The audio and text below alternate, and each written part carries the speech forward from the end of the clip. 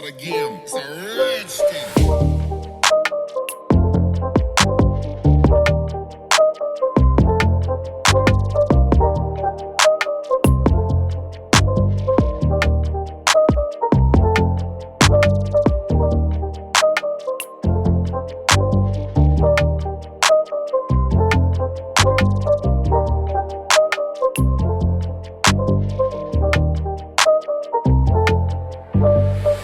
Three bros wanted by feds, vexed, now they both locked in pen. From your friend I expected better, like how could you leave your friend? They use rentals when they glide on us, 300 will be glad.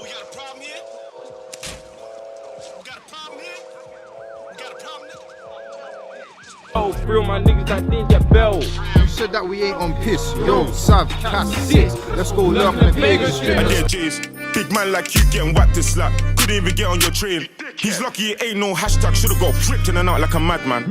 Mixed two man up. Been it for 2 weeks, I was speaking a lot. They say I'm too cold, yeah, I'm freezing a lot. How you gonna lie that he ain't been shot? How you gonna cap that he ain't been chopped? How you getting touched then talking to cops? Then lie on beats, that shit got stopped. Pull up on blocks at end of the plating, blades in the yard, ready to shave him. Look at my right bro, done the same thing.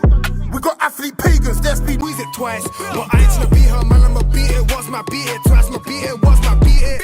Beat on the dot, I'ma beat it twice. That B wanna be my lover, beat it, what's my beat it twice? Big balls in the back to the fly, these shots, so I told him squeeze it twice. But I ain't gonna beat her, man, I'ma beat it. What's my beat it twice? My beat it, what's my Dinky Winky, Winky Winky, Dipsy, La La, La La, Ho, Oh, Teletubbies, Teletubbies, say hello.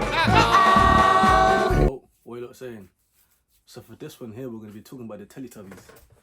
You know?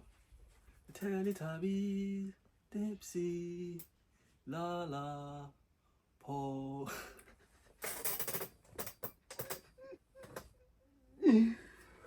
Bro. Like, mind you, yeah? Don't you think these guys look like Teletubbies though? All of these funny colours, all of these... Every colour you can think of, there's a block out there that's claiming one of these colours, fam. I knew it was too far when I saw a man repping a pink bandana. These were guys, like, they were repping a pink bandanas for their block. I'm like, yo. Look, man. Think about, I want to tell, a lot of you guys don't know, yeah? But most of these things, obviously we know that shit came from America, innit? That came from America. This bandana stuff. It started off with the Crips and the Bloods or whatever, yeah? Do you lot know when all of these things were created, fam? Like, the founders of these organizations, like, for example, the Stanley Williams, Tookie Williams, and Raymond Washington, yeah?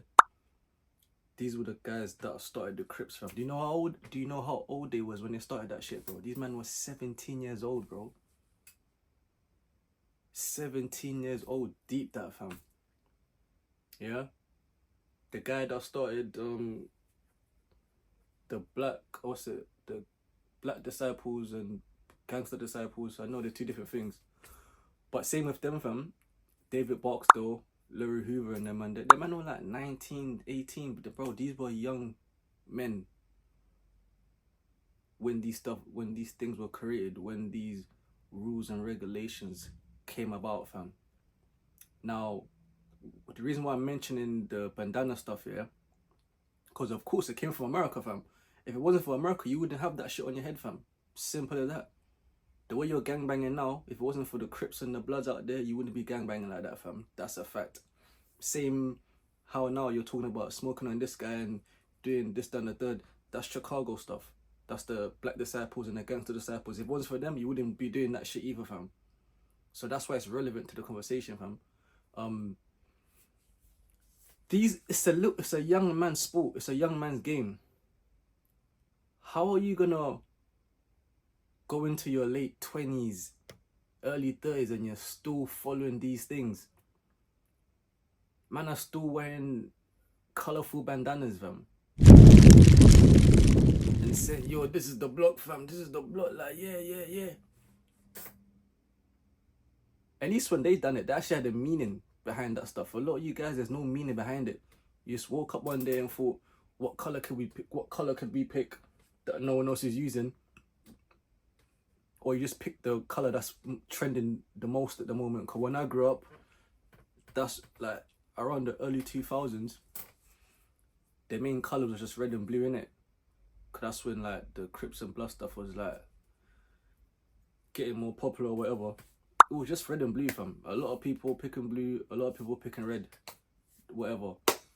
And then eventually people started picking out their own colors, innit?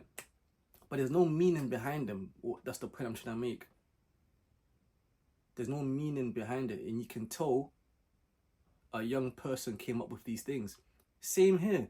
Same way how Tookie and them and there, and Larry Hoover and them and they started their thing over there at that age. Obviously, their things became like worldwide, innit? You man do the same thing in your block or in your area, fam. You feel me? Once upon a time, PDC and them and there, PDC, OC, the Peckham youths, the ghetto youths, they were like the same age when they started to come up together and do whatever they're doing, fam. They were the same age.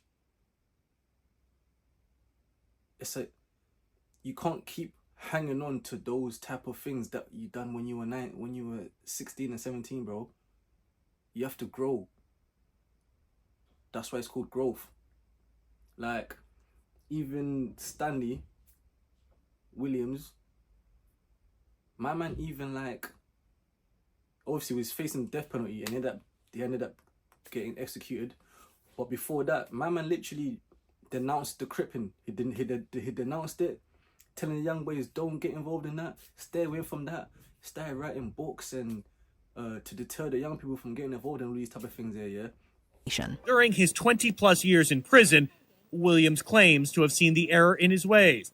Although never confessing to the killings or giving police information about the Crips, Williams began to publicly denounce the gang life. He revealed a previously untapped intellectual capacity and immersed himself in literature, philosophy, and religious studies, displaying a commitment to self-improvement that contrasted sharply with his past as a gang leader. Williams became a vocal critic of violence from within prison, writing children's books denouncing the very path he had once championed. He wrote a series of books for children about the evils of gangs and has, multiple times, been nominated for a Nobel Peace Prize. This metamorphosis led to the emergence of the second act of Tookie Williams' life, his role as an anti-gang advocate. He actively engaged in outreach programs aimed at steering young people away from the path of violence and criminality. Williams' advocacy work transcended the confines of his prison cell, as he sought to undo the damage caused by the culture he had helped establish. The same guy that co-founded the Crips, one of the biggest gangs out there, yeah? The same guy saying, look, brother, don't get involved in that, fam. It's long. It's meaningless. The same brother saying this. Larry Hoover, the guy, the one that started the GDs, he left the GDs. He says he's not a GD no more.